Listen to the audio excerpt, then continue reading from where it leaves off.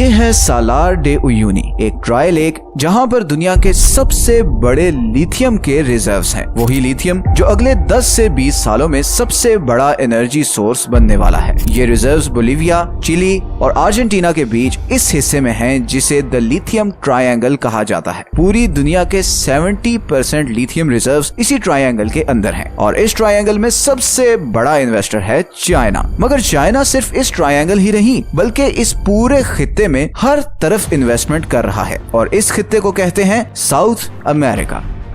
America के बिल्कुल नीचे लोकेटेड नेचुरल रिसोर्स से माला माल कॉन्टिनेंट जो बहुत जल्द पूरी दुनिया का सेंटर ऑफ अटेंशन बनने वाला है। फाइनेंशियल एड से लेकर कंस्ट्रक्शन प्रोजेक्ट्स, मिलिट्री बेसिस और इवन स्पेस स्टेशंस, चाइना इस कॉन्टिनेंट की हर चीज में घुस चुका है। वर्ल्ड इकोनॉमिक फोरम की एक रिपोर्ट के अकॉर्डिंग 2020 में चाइना और साउथ अमेरिका में $307 बिलियन का ट्रेड हुआ, जो कि यूनाइटेड स्टेट्स के $156 बिलियन के ट्रेड से ऑलमोस्ट डबल है। और अभी तो इकोनॉमिस्ट्स ये प्रिडिक्ट कर रहे हैं कि चाइना और साउथ अमेरिका के बीच ये ट्रेड 2035 तक $700 बिलियन तक जा सकता है। ये ट्रेंड दिखा रहा है कि कैसे चाइना अमेरिका के पड़ोस में घुसकर उसे कंट्रोल कर रहा है और अब वाकई में अमेरिका के लिए खतरे की घंटी बज चुकी है। आज की वीडियो में हम ये डिस्कस करेंगे कि चाइना आखिर साउथ अमेरिका में इतना इंटरेस्टेड क्यों है और साउथ अमेरिका, जिसे कभी अमेरिका का बैकयार्ड कहा जाता था, आज उसके हाथ से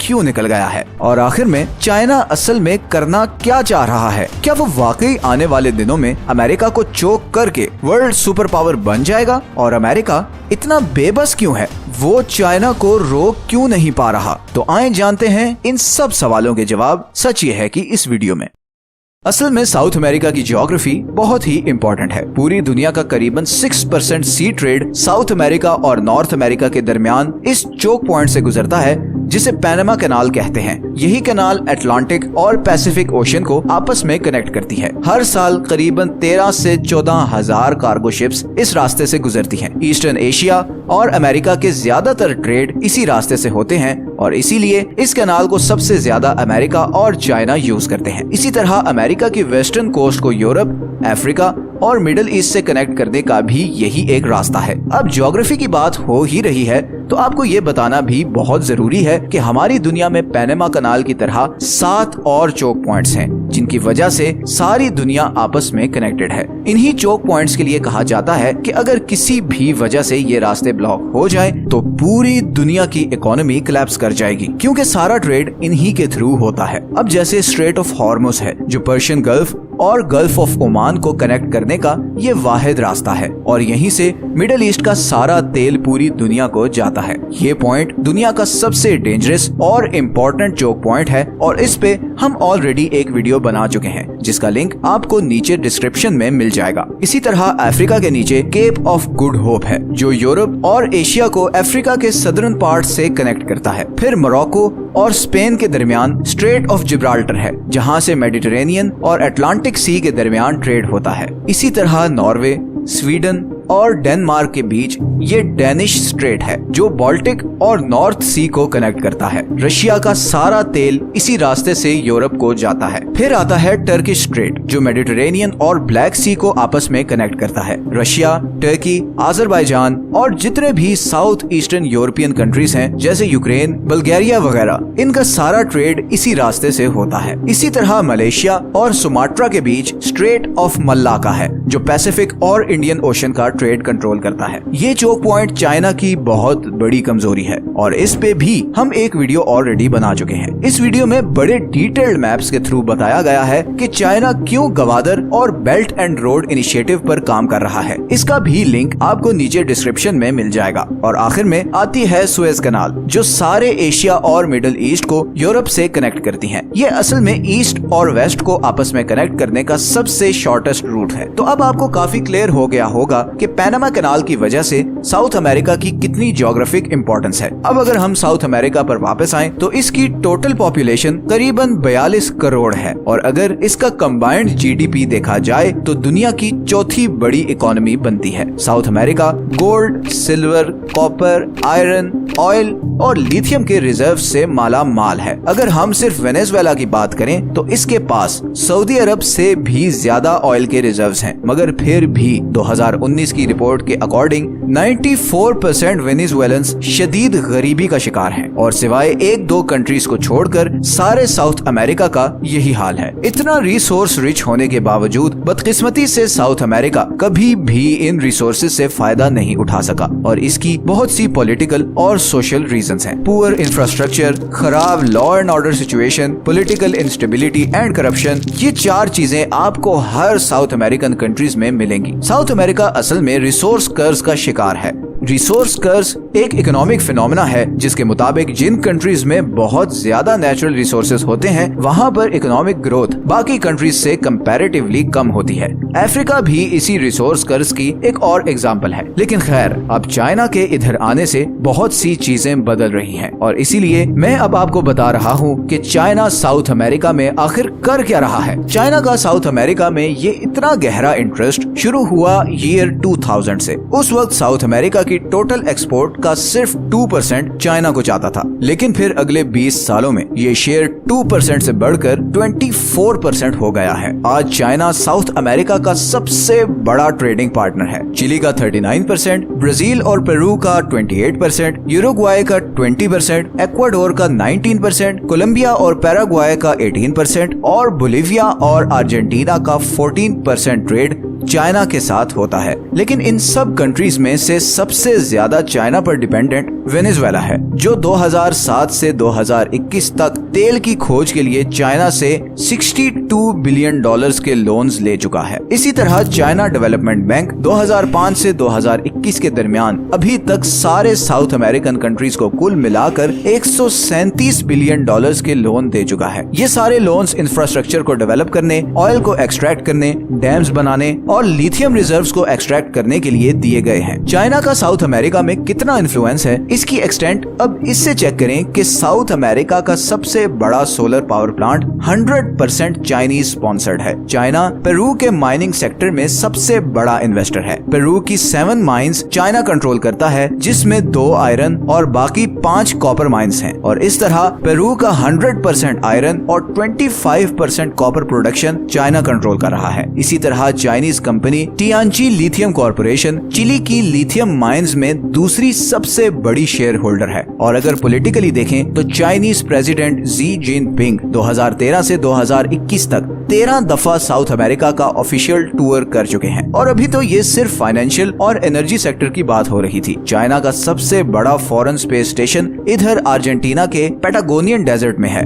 इस स्पेस स्टेशन के थ्रू चाइना इस सारे एरिया को मॉनिटर करता है। इसी तरह इधर वेनेजुएला में ये एल सोम्ब्रेरो स्पेस बेस है, जहां से चाइना ने मल्टीपल सैटेलाइट्स लॉन्च की हैं। इसी तरह चाइना के बोलिविया, ब्राजील और इक्वाडोर में भी ऑफिशियल स्पेस स्टेशंस हैं, जिन पर क्या काम हो रहा है किसी को मालूम नहीं। 7 समुंदर पार बैठकर चाइना अमेरिका के दूसरे हिस्से को लिटरली अपनी मुट्ठी में बंद कर रहा है। और मजे की बात यह है कि इस फाइनेंशियल एड और इंफ्रास्ट्रक्चरल डेवलपमेंट के थ्रू चाइना ने इन कंट्रीज में अपना एक सॉफ्ट इमेज बना लिया है और अब ये चाइना को अमेरिका और यूरोप का अल्टरनेट समझना शुरू हो गए हैं। चाइना का साउथ अमेरिका पर इन्फ्लुएंस इतना ज्यादा हो चुका है कि ज्यादातर साउथ अमेरिकन कंट्रीज ने यूनाइटेड नेशंस में ताइवान और यूक्रेन वॉर के इशू पर चाइना को वोट दिया। बल्कि कुछ साउथ अमेरिकन कंट्रीज ने तो चाइना की रिक्वेस्ट पर ताइवान के साथ अपने रिलेशंस भी खत्म कर दिए। सिर्फ ये 4 साउथ अमेरिकन कंट्रीज ताइवान को इंडिपेंडेंट कंट्री मानते हैं। इनके अलावा बाकी सब ताइवान को रिकॉग्नाइज ही नहीं करते। इतना ज्यादा डिप्लोमेटिक इन्फ्लुएंस है चाइना का इन साउथ अमेरिकन कंट्रीज पर। इसी तरह अगर हम मिलिट्री और हथियारों की बात करें तो 2009 से 2019 के दरमियान चाइना ने $634 मिलियन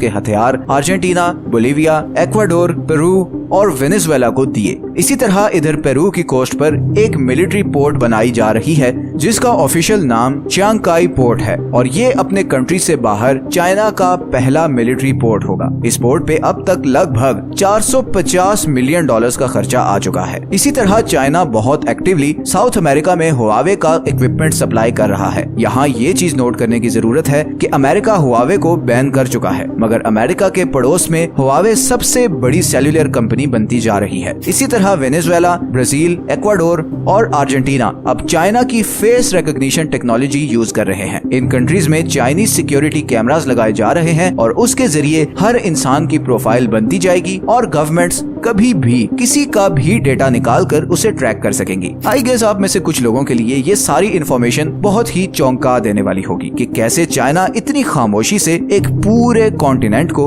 अपने कंट्रोल में ले चुका है और ये सब अमेरिका की नाक के बिल्कुल नीचे हो रहा है। अब हम आते हैं इस सवाल की तरफ कि चाइना आखिर साउथ अमेरिका में क्यों घुस रहा है। इसकी 3 रीजंस हैं, लिथियम, ऑयल और दूसरे मिनरल्स, और तीसरी है अमेरिका के करीब आना। सबसे पहले मैं तीसरे रीजन को एक्सप्लेन कर दूं। असल में चाइना अमेरिका के करीब इसलिए आना चाहता है कि ज्योग्राफिकली देखें तो अमेरिका बाकी सारी दुनिया से काफी दूर है और उसने भी साउथ चाइना सी में चाइना पर नजर और कंट्रोल रखने के लिए प्रॉक्सीज बनाई हुई हैं। जैसा कि अगर हम चाइना की ज्योग्राफी को देखें तो चाइना बाकी दुनिया को इस 14,000 किलोमीटर लंबी कोस्ट लाइन के थ्रू ही एक्सेस कर सकता है। चाइना की आधी से ज्यादा आबादी इन्हीं साहिली इलाकों में रहती है और यहीं से चाइना सारा ट्रेड करता है, चाहे वो दूसरे कंट्रीज को चीजें एक्सपोर्ट करनी हो या फिर ऑयल और गैस इंपोर्ट करना हो। लेकिन इन सारे रास्तों में छोटे छोटे आइलैंड्स हैं, जैसे ताइवान, जापान, रियोको आइलैंड और फिलीपींस वगैरह, जिनकी वजह से ऐसे चोक पॉइंट्स बने हुए हैं। चाइना की बदकिस्मती ये है कि ये सारे आइलैंड्स अमेरिका के इन्फ्लुएंस में हैं और उसके दोस्त हैं। इसी तरह इधर जापान और साउथ कोरिया में अमेरिका की सबसे बड़ी मिलिट्री बेसिस हैं, जिनमें लगभग 80,000 फौजी हैं। तो अमेरिका अपने इन प्रॉक्सी कंट्रीज के थ्रू चाइना पर प्रेशर रखता है और इसी का तोड़ करने के लिए चाइना अब अमेरिका के पड़ोस में अपने पांव जमा रहा है, ताकि अगर अमेरिका साउथ चाइना सी में उसे अपनी प्रॉक्सीज के थ्रू थ्रेटन करे तो इधर चाइना भी साउथ अमेरिका के थ्रू अमेरिका को काबू कर ले। अब आते हैं दूसरे रीजन पर और वो है लिथियम। हमारा सारा फ्यूचर बिजली से चलने वाली चीजों पर डिपेंडेंट है, चाहे वो इलेक्ट्रिक कार्स हो या फिर आर्टिफिशियल इंटेलिजेंस। और इन सब इलेक्ट्रिक गैजेट्स को चलाने के लिए लिथियम बैटरीज चाहिए होती हैं। और जैसे कि मैंने पहले बताया है कि दुनिया में लिथियम के सबसे बड़े रिजर्व्स साउथ अमेरिका में हैं, तो इसीलिए चाइना फर्स्ट मूवर एडवांटेज लेना चाहता है, बिकॉज लिथियम फ्यूचर का ऑयल है। जैसे पिछले 50 साल हम सब ऑयल पर डिपेंडेंट रहे हैं, अगली पूरी सेंचुरी लिथियम की है। जिसके पास लिथियम का कंट्रोल होगा वो दुनिया पर राज करेगा। इस टॉपिक पर भी हम एक वीडियो बना चुके हैं और इसका लिंक भी आपको नीचे डिस्क्रिप्शन में मिल जाएगा। और आखिरी रीजन है तेल, कॉपर और आयरन को हासिल करना, जिससे साउथ अमेरिका माला माल है। असल में चाइना इन सब रिसोर्सेज से खाली है और इसीलिए उसे सब्स्टिट्यूट चाहिए ताकि वो अपनी बढ़ती हुई इंडस्ट्री को सहारा दे सके, और रिसोर्स रिच साउथ अमेरिका से बेहतर और कोई ऑप्शन नहीं। अब हम आते हैं वीडियो के आखिरी पार्ट की तरफ कि साउथ अमेरिका यूनाइटेड स्टेट्स के हाथ से कैसे निकला। हालांकि दोनों कंट्रीज की हिस्ट्री और इवन रिलीजन भी एक है। साउथ अमेरिका में आज भी वही Roman code of law practice होता है जो अमेरिका में होता है। असल में अमेरिका और खासकर CIA का साउथ अमेरिका में बड़ा नेगेटिव रोल रहा है, चाहे वो गवर्नमेंट्स को डिस्टेबलाइज करना हो, ऑयल एक्सप्लोरेशन पर सैंक्शंस लगाना हो या फिर ड्रग्स को कंट्रोल करना हो। अमेरिका ने अपने फायदे के लिए इन कंट्रीज में पॉलिटिकल इंस्टेबिलिटी क्रिएट की और 2001 के बाद सारा फोकस मिडिल ईस्ट पर करके साउथ अमेरिका को बिल्कुल निगलेक्ट कर दिया। साउथ अमेरिका रिसोर्सेज से मालामाल होने के बावजूद गरीबी में धंसता गया और लोगों में गुस्सा बढ़ता गया। इन्हीं हालात का फायदा उठाया चाइना ने और उसने साउथ अमेरिकन कंट्रीज को मच नीडेड फाइनेंस, इंफ्रास्ट्रक्चर और प्रोटेक्शन देनी शुरू कर दी और बदले में इन कंट्रीज ने भी अपनी लॉयल्टीज चाइना के साथ अलाइन कर दी। जहां एक तरफ US कैबिनेट मेंबर्स जब भी साउथ अमेरिका आते तो वो बस चाइना की रट लगाए रखते, वहीं चाइना साउथ अमेरिका से ट्रेड और इन्वेस्टमेंट की बात कर रहा था। साउथ अमेरिका का इंफ्रास्ट्रक्चर इम्प्रूव हो रहा था, उन्हें मच नीडेड कैश मिल रहा था, उन्हें वो अटेंशन मिल रही थी जिससे अमेरिका ने उन्हें महरूम किया हुआ था। तो इट वॉज वेरी नेचुरल कि इन कंट्रीज के लिए अमेरिका से कहीं ज्यादा इम्पोर्टेंट अब चाइना होगा, और अब ये वही कर रहे हैं जो चाइना कह रहा है। इसकी एक बहुत बड़ी एग्जांपल है हुआवे। अमेरिका के लाख मना करने के बावजूद किसी साउथ अमेरिकन कंट्री ने हुआवे को बैन नहीं किया, बल्कि चाइना बहुत तेजी से अपना 5G नेटवर्क साउथ अमेरिका में एक्सपैंड कर रहा है। क्या ये साइन है कि अब अमेरिका का सुपर पावर स्टेटस खत्म होने वाला है? अभी हाल ही में जैसे चाइना ने सऊदी अरब और ईरान के बीच दोस्ती करवाई है, उससे तो यही लग रहा है कि चाइना की डिप्लोमेटिक पावर इस वक्त अपनी पीक पर है। कंट्रीज अब अमेरिका के बजाय चाइना की बात मान रहे हैं और यही चीज अमेरिका के लिए बहुत खतरनाक है। जब कोई आपकी बात को इम्पोर्टेंस ना दे तो उसका मतलब तो यही होता है कि अब आपका उस पर कोई इन्फ्लुएंस नहीं। खैर, हम कोई जजमेंट पास नहीं करते और फैक्ट्स को फैक्ट्स रहने देते हैं। लेट्स सी कि आगे क्या होता है। इस सारी डिस्कशन पर आप लोग भी नीचे कमेंट्स में अपनी ओपिनियन जरूर शेयर करें। ये हैं वो सारे सोर्सेज जहां से हमने इस वीडियो के लिए कंसल्ट किया है। अगर आपको ये वीडियो अच्छी लगी है तो इसे लाइक और चैनल को सब्सक्राइब जरूर कर दें। मिलते हैं नेक्स्ट वीडियो में एक और इंटरेस्टिंग टॉपिक के साथ। अपना ख्याल रखें। अल्लाह हाफिज।